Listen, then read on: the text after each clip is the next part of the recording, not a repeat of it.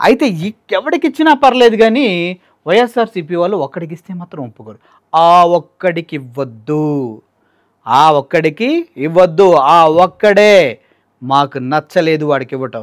వేరే వాళ్ళకి ఇస్తే ఏదో చిన్న చిన్న న్యూస్లు చేశారు కానీ ఇప్పుడైతే పెద్ద రాద్ధాంతం చేస్తున్నారు. ఆ ఒక్కడు ఎవడంటే ఏబిఎన్ రాధాకృష్ణ. అనా ఏబిఎన్ రాధాకృష్ణకి ఎందుకు ఇస్తున్నారు భూములంటే నన్ను అడగండి.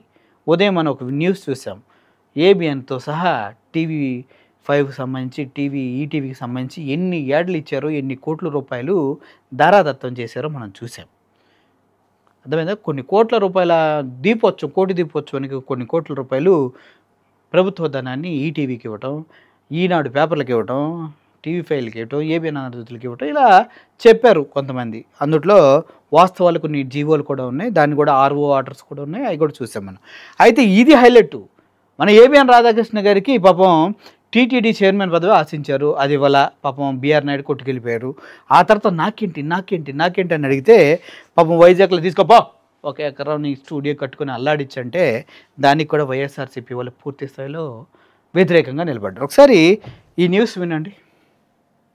విశాఖలో ఆంధ్రజ్యోతికి కారు చౌకగా భూమి కేటాయించే విఫలయత్నం జరిగింది.